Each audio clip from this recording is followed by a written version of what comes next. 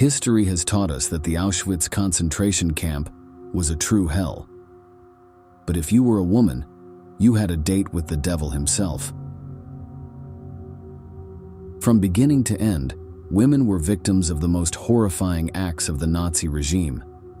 Beatings, rapes, forced prostitution, and the cruelest and most inhuman experiments.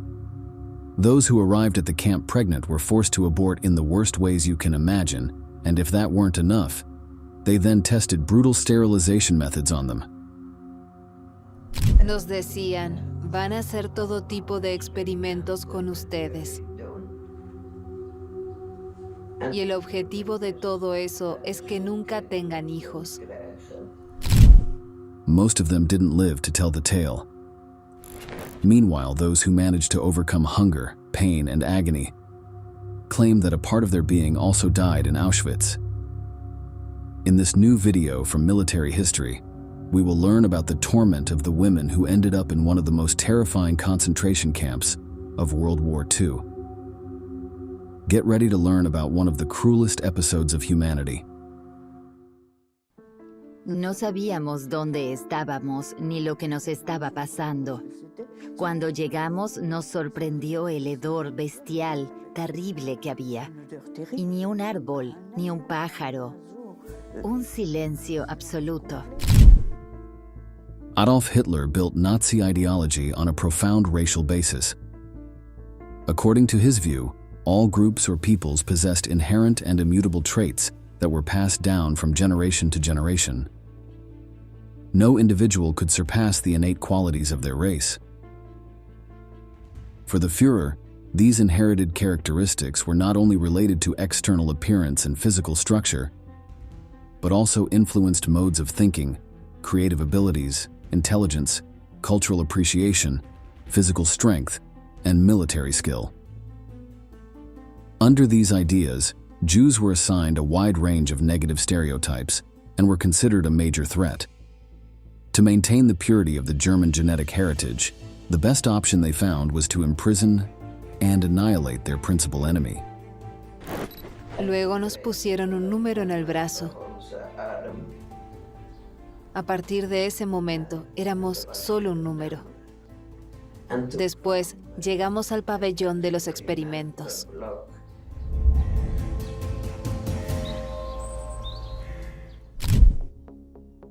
While the Nazis promoted reproduction among their people, they planned the total extermination of Jews in Europe. No distinction was made by sex or age, even children fell victim to the brutal Holocaust. However, the Third Reich frequently subjected women to cruel persecution solely because of their gender. In fact, certain spaces were specifically designated for female prisoners. Not only Jews, but also Romani, Polish, and additionally, individuals with disabilities. In May 1939, the SS opened Ravensbrück, the largest Nazi concentration camp established for women. It was discovered that over 100,000 girls had been imprisoned there when Soviet troops liberated the site 6 years after it began operating. They made us stand for 24 hours in the square before sending us to the showers. There, we had to undress fully and wait for the Germans. In 1942, a special complex for women was also established in Auschwitz-Birkenau. And it is here that we will focus to understand the greatest atrocities suffered by the victims detained in this notorious internment site. Some of the punishments inflicted were common to all the camps erected during World War II, such as euthanasia programs. This was part of the Nazi policy known by the code name Final Solution, which included mass shootings and the creation of gas chambers. This initiative, known as T4, was used in Auschwitz to mass murder Romani women and women with disabilities. However, it was only one of the terrible ways in which people could lose their lives. The German authorities sent prisoners to perform forced labor, under conditions that often led to their deaths. They were also particularly vulnerable to beatings and rape. In many cases, they were forced to have sexual relations to obtain food or satisfy basic needs. This occasionally led to pregnancies by Nazi men, and if the so-called racial experts determined that the child would not be able to Germanize, the mother was forced to abort in an environment where both her life and the baby's had a virtually guaranteed fatal outcome. SS commanders of the concentration camps had a keen eye on the populations and wanted a clock-like scientific sweeping control of them. This included ordering any pregnancies to be reported and for the women to receive abortions. Tragically, such force upon reproductive rights produced drastic measures. The pregnant women of concentration camps had two options. They could face the abortion the Nazis forced upon them, or they could hope to acquire an abortion secretly through fellow inmates. These latter abortions were an effort and hope to save the life of the mother. The idea of concealing abortions was part of the mutual assistance practiced by imprisoned women, who formed groups with the goal of helping each other survive by sharing information, food, and clothing. Often, they came from the same city or province, had similar levels and styles of education, or shared family connections. Even so, unless one of the individuals involved was a health professional who was also imprisoned, the risk of death from such procedures was no less.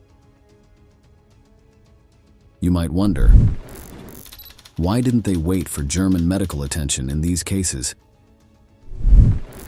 The answer is as cruel as the entire experience in the concentration camp.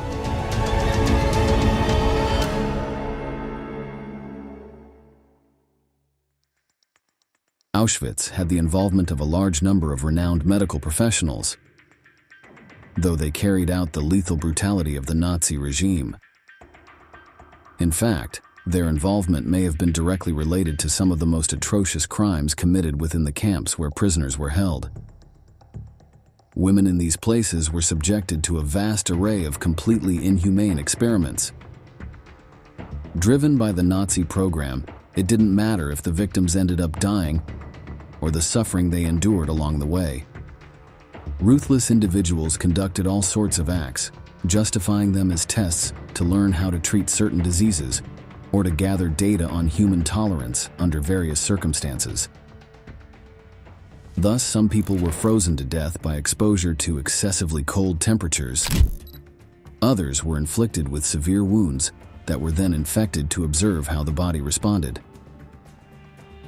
After painful and exhausting examinations that lasted hours, many were often given a direct injection of phenol into the heart, which caused death to allow for an autopsy and further results to support the research. The possibilities for experimenting at the expense of others' suffering knew no bounds, extending as far as the imagination of the perverse SS and Wehrmacht doctors. One of the most vicious experiments was the transplantation of limbs. The process consisted of amputating legs or arms, which were transplanted to other test subjects. Anesthesia was practically never used, so the unfortunate women experienced absolutely inhuman suffering. At the end of the experiments, they were given lethal injections and their bodies were burned. Among those responsible for the horrifying experiments, there is probably no name more infamous than Dr. Joseph Mengele. He was interested in genetic issues and sought to study specific groups, such as dwarfs and particularly twins. In the initial phase of his experiments, he subjected pairs of twins and people with physical disabilities to special medical examinations that could be performed on living organisms. These procedures were generally very painful and became a harrowing experience for the hungry and terrified children. The victims were photographed. Plaster molds were made of their teeth and jaws, and their fingerprints and footprints were taken. As soon as he finished with these procedures on a pair of siblings or dwarfs, Mengele ordered their execution so he could proceed to the next stage of his experiments: the comparative analysis of internal organs during autopsy. Anatomical samples of pseudoscientific interest were preserved and sent to the Berlin Dahlem Institute for more detailed examination. However, these cruel experiments never yielded results of real scientific value.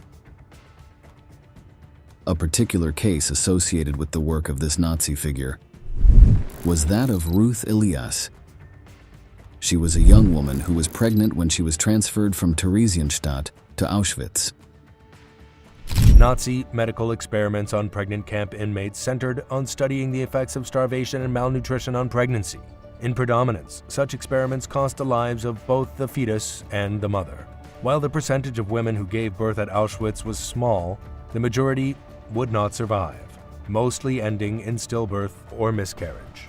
Without a doubt, the most traumatizing possible outcome was if the baby survived childbirth. Ruth Elias survived the harsh conditions she faced, but something worse was about to happen. After she gave birth, the SS doctor ordered that her breasts be bound with a rope as part of an experiment to see how long her newborn daughter could survive without food. Although Ruth secretly fed the baby by soaking pieces of bread in water, the infant weakened and her stomach became distended from hunger.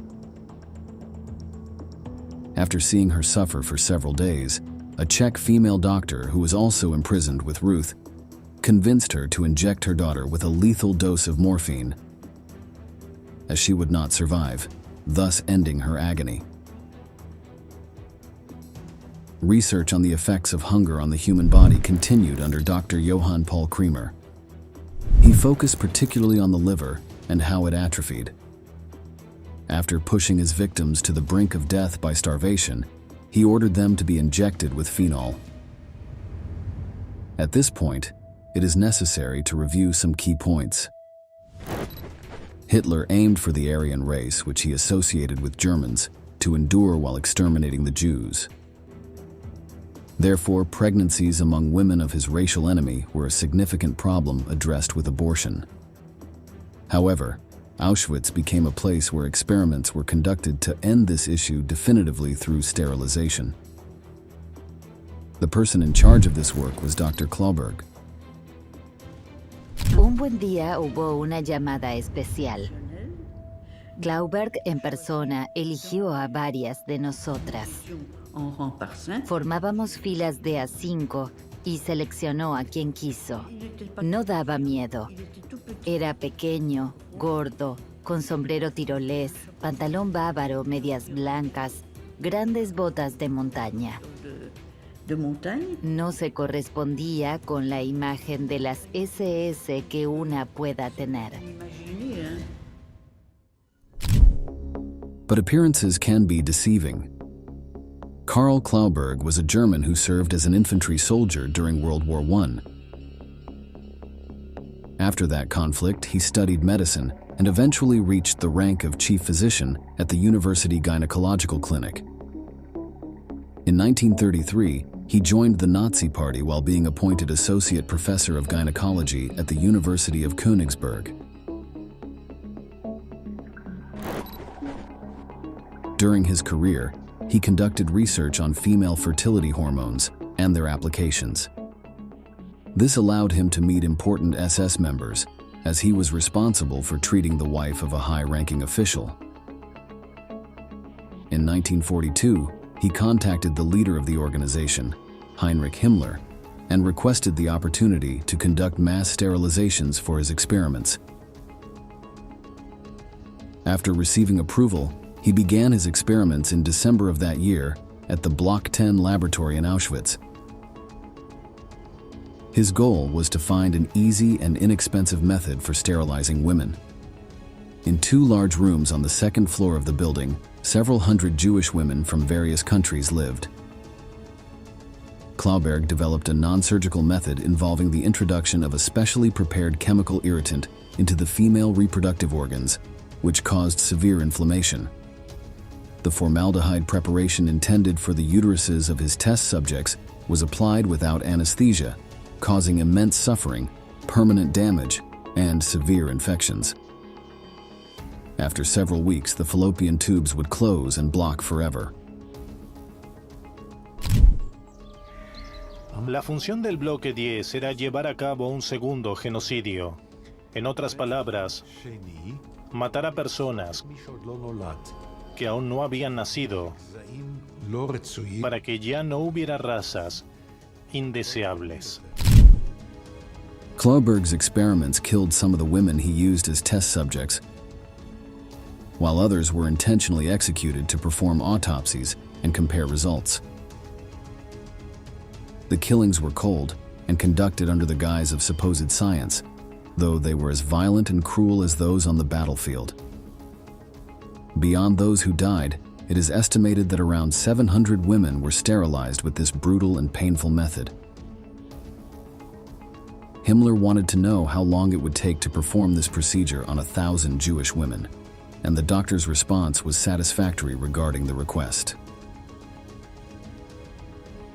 In June 1943, during the final phase of the experiment, he wrote a letter to the SS leader in which he stated,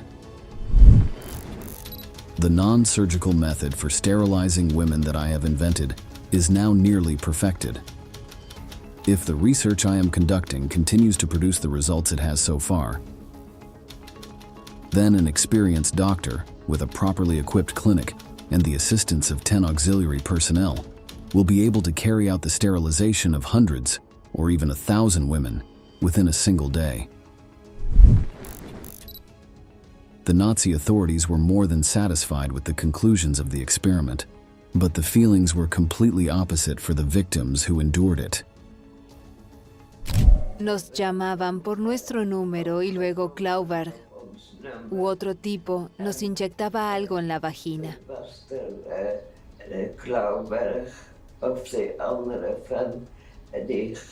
Y después nos decía, ya no habrá más niños. As if that weren't enough, Karl Klauberg was not the only doctor whose perverse actions condemned thousands of women in Block 10 to suffering. He was not alone, and like him, Dr. Horst Schumann sought a convenient method of mass sterilization that would enable the Third Reich to carry out the biological destruction of the conquered nations. This figure had his own method for depriving people of their reproductive capacity, and as in other cases, it was accompanied by torture and pain for Jews and other prisoners. A special team was set up for Schumann in one of the Auschwitz barracks, and from time to time, several dozen victims were brought in for him to experiment on. The sterilization experiments involved exposing the women's ovaries to X-rays. The doctor applied various intensities at different intervals in search of the optimal dose of radiation. However, the exposure caused severe burns on the subject's abdomens, groins, and buttocks, and suppurating sores that were resistant to healing. A survivor of those dark days in the concentration camp recalls the horror she could see around her during the gruesome tests. Con las primeras que recibieron rayos X fue muy rápido. Yo fui la segunda y pasó muy deprisa. Luego les tocó a otras y cada vez las exponían más y más. Yo apenas noté nada. Me dejó una manchita roja, pero nada malo. La primera no tenía ni eso, pero en la tercera la mancha ya era más pronunciada y en la cuarta aún más, y las últimas se retorcían de dolor, se sentían mal y tenían que vomitar. Many of the women died from complications resulting from radiation exposure, and it was concluded that the results of the X-ray sterilization experiments were not satisfactory. In fact, in an article sent by Schumann to Heinrich Himmler in April 1944, he expressed a preference for surgical castration, as it was quicker and more reliable. This meant that Dr. Klauberg was the only one who had a relatively successful outcome in his research, although this did not make him any less perverse than the others. In fact, the day would eventually come when he had to answer for his cruel acts. At the end of 1944, as the Red Army approached the Auschwitz camp. The doctor moved to the Ravensbrück concentration camp to continue his experiments with Romani women. However, Soviet troops captured him there in 1945.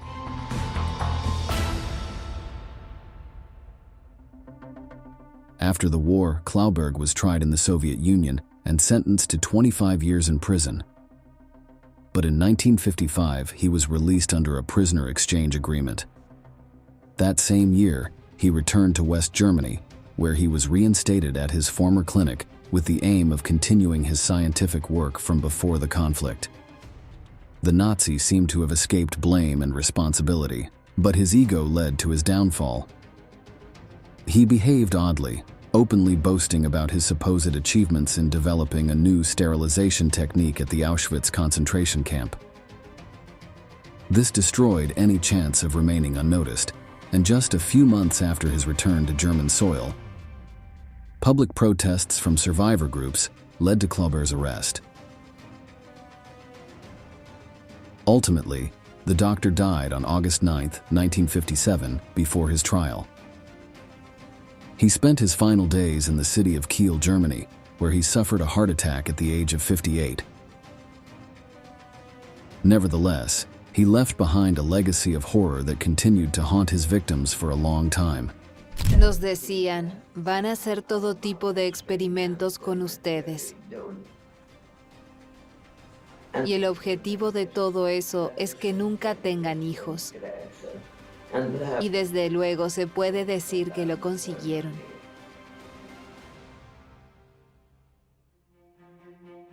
Forever marked by the brutal and cruel experiments conducted at Auschwitz, these women continued with their lives.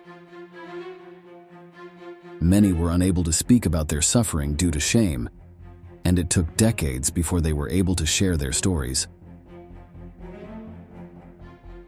On that long path of suffering, the vast majority of them were never able to have children. That was the cost of surviving the darkest chapter known to humanity.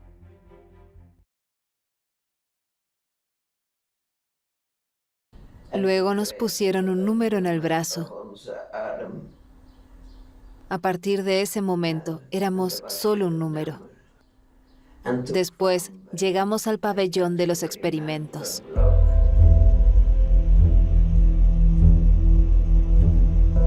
While Auschwitz has gained worldwide notoriety as the ultimate symbol of the Holocaust, Ravensbrück represents a lesser recognized yet equally atrocious facet of Nazi barbarism.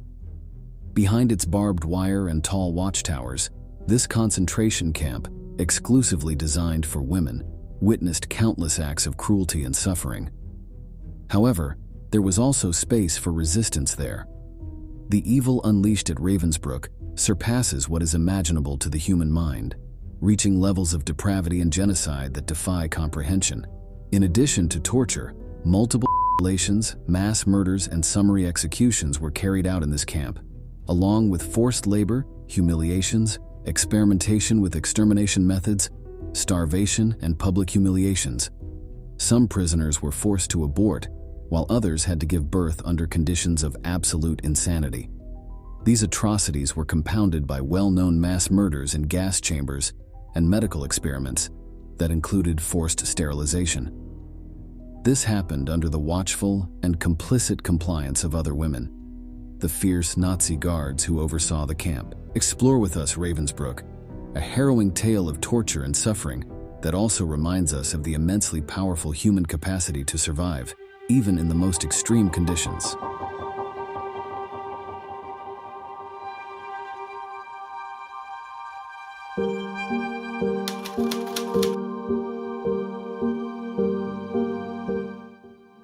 Nacht und Nebel, night and fog in German, was a sinister term used by the Nazis to designate those prisoners destined to disappear into the darkness of night and the silence of fog in the camps. In addition to being deprived of all freedom, these prisoners were condemned to live in a voiceless world, disconnected from the outside, and in inhuman conditions that preceded the gas chambers. With the euphemism, night and fog, they named more than 132,000 women who passed through Ravensbrück during the Second World War. This female concentration camp received prisoners of various nationalities, including British and American. It is estimated that around 50,000 of them never managed to escape from the brutality and sadism perpetrated by the SS guards. Among the prisoners were those involved in the black market, as well as brave women who openly defied the Nazi regime, from Jewish couples to women dedicated as nuns. From the moment of their arrival, the women were subjected to sexual abuse and relentless dehumanization. Survivors' testimonies painfully narrate the humiliations suffered, ranging from forced stripping to brutal beatings. Había gente que no se querían morir. Caminaban y se caían, y se levantaban, y caminaban y caían. No se querían morir. Now the question is, why isn't Ravensbrück talked about as much? Beyond the testimonies that confirm the countless atrocities inside the camp, the data is confusing. All documents were burned in a bonfire or in the crematorium ovens and thrown into the depths of the lake next to the camp. The contrast between inside and outside was ominous. While they had thousands of women locked up, Heinrich Himmler, the second highest-ranking leader of the Third Reich, was obsessed with having concentration camps built in beautiful landscapes. At the darkest moment of the war, 45,000 women lived confined in the barracks of the camp in conditions of extreme overcrowding, since the Nazi leader had ordered the construction of a small-sized camp, despite warnings from colleagues like Rudolf Höss, who reminded him that if war broke out, they would quickly run out of space. A curious fact is that only 10% of the prisoners were Jewish. Instead, the majority of its initial 2,000 inhabitants were Germans who had opposed Hitler. Among these early residents, a populous group of 500 Jehovah's Witnesses stood out, who considered Hitler the Antichrist and had already been through the Moringen camp before it was converted into a youth prison. Their faith in God rather than in the Führer led them to Ravensbrück. The hidden location of this women's camp was another reason why, for many decades after the war, little was spoken about what happened there. Himmler ensured that access to the campgrounds was deliberately far from the gaze of travelers. The apparent tranquility of Ravensbrück, with peacocks walking around and monkeys hanging from trees, and even the presence of a parrot that repeated words, was observed by some visitors who arrived at the camp without knowing its true nature. This almost idyllic scene, far from the common perception of a concentration camp, concealed the brutal living conditions of the prisoners. Added to this was what was already very common in other extermination sites: the use of phonographs at maximum volume playing classical music to drown out the horrifying cries of agony and pain. After the end of the war, and before the fall of the Berlin Wall, Ravensbrück remained in East Germany, the Soviet-controlled part, which made it off-limits for Western historians for years, who wanted to verify with their own eyes what some testimonies recounted. Despite the few proofs, fortunately for history and memory, some of these women survived hell and were able to testify to the reality. Te sacaban de la cama a las 7 por la mañana. Esto era la muerte, porque cuando hay -12, -13, y no puedes más soportar porque no tienes nada, tienes este traje y el número aquí, y solo con esto teníamos que ir a trabajar. Annetta Coletti's shocking account details the savage practices that all the Ravensbrück prisoners faced in captivity. It was commonplace for a handful of them to be whipped in front of crowds once a day as a form of intimidation.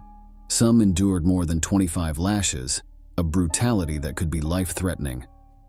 In addition to this physical violence, the women were subjected to horrific punishment conditions, such as being confined in flooded cells that caused hypothermia. To make matters worse, the medical experiments they suffered included drug testing without consent, deliberate infections, and intentionally caused bone fractures. One of these infamous procedures involved testing sulfonamides, a prototype for antibiotics. To do this, they first cut the women's bones, muscles, and nerves to infect them with bacteria through pieces of wood or glass, and then experimented with sulfonamide. Another grim experiment was the attempt to transplant bones from one woman to another, which in most cases left them mutilated. The putrefying wounds and excruciating pain led to the death of numerous prisoners at Ravensbrück, while those who survived were forever scarred with irreparable damage. Forced sterilization was another atrocity committed against women, often under deception and without their consent. Guards, including women who later faced trial for their crimes, were responsible for administering this suffering on a daily basis. Lesser-known humiliating treatment included the exhaustive gynecological examinations carried out on prisoners in deplorable and unsanitary conditions. The merciless guards used the same instrument, examining and taking samples from all prisoners, regardless of whether any of them had diseases such as tuberculosis or syphilis. Believe it or not, female prisoners were subjected to something far worse. Survivor Leah Zajac agrees with many of her companions in saying that there was a macabre torture that is impossible to forget: hunger.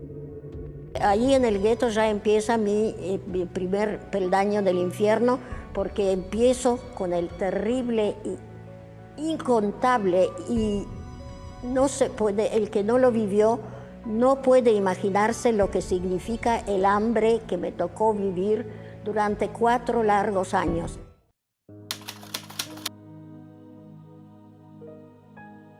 In addition to its function as a place of detention, Ravensbrück served as a training center for female guards, teaching them to impose a reign of terror over the inmates.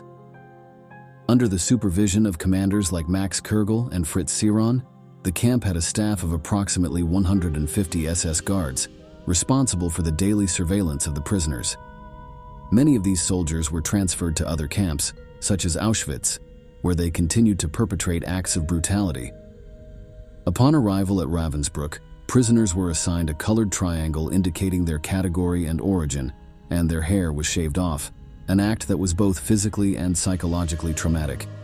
In the Third Reich, although lesbian relationships were not explicitly prohibited like homosexual relationships between men, some women were sent to concentration camps for belonging to groups considered antisocial. This was due to social disapproval and reports from their communities, rather than directly for their sexual orientation.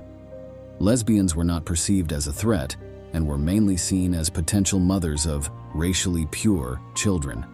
Regarding the internal organization of the camp, it was structured into 5 areas: the commander's office, the political department, the protective custody sector, administration, and a limited medical care zone. In just 7 years of the camp's existence, there were 3 directors at Ravensbrück, resulting in constant changes in leadership and the deepening of increasingly ruthless extermination policies. From December 1938 to April 1939, SS Colonel Günther Tamaschke was in charge of Ravensbrück. Starting from January 1, 1940, SS Captain Max Kugel officially took over as camp commander. The functioning of the camp was meticulously organized. The main area consisted of 18 barracks. 2 functioned as infirmaries, another 2 as warehouses, 1 as a punishment block, and 1 more as a prison until a separate facility was built in 1939.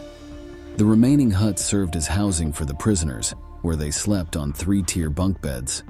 Despite having washrooms and toilets, the sanitary conditions were extremely poor, deteriorating significantly due to the increasing number of inmates after 1943. Food rations were meager from the beginning, and decreased further in both quantity and quality from 1941 onwards.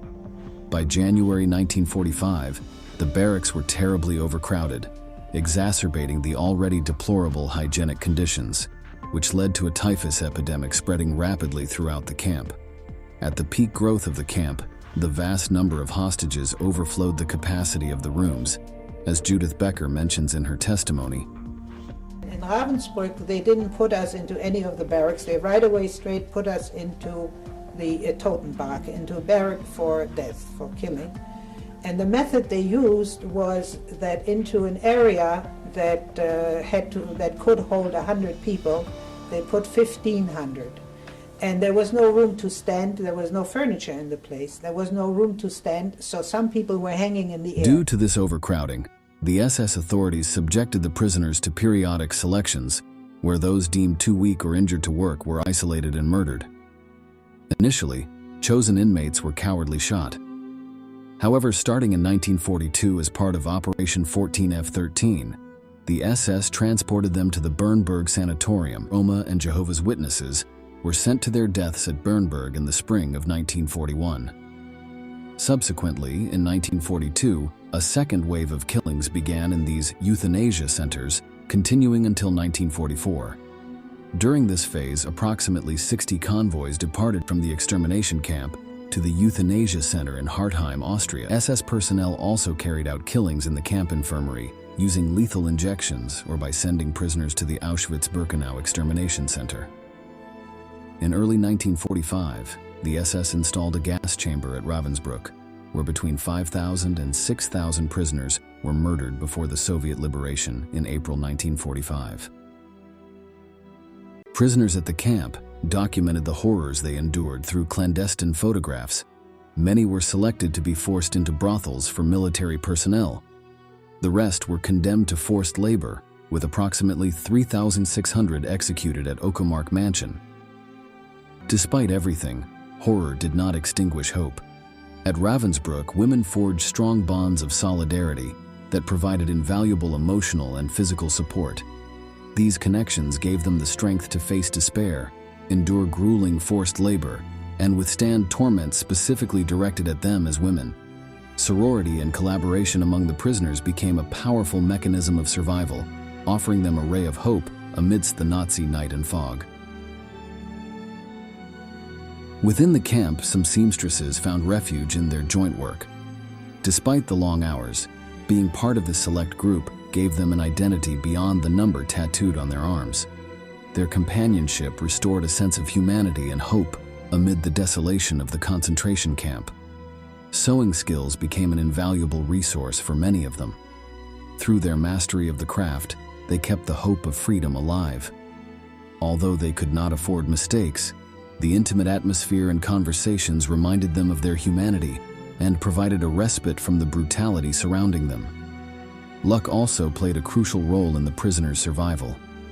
Despite being strong and resilient, they needed a stroke of fortune to safeguard their lives in such a hostile environment.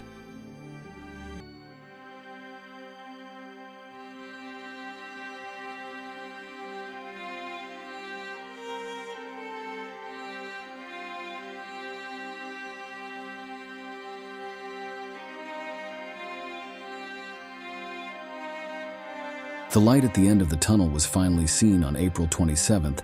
A column of 20,000 prisoners was abandoned by the SS in Malo.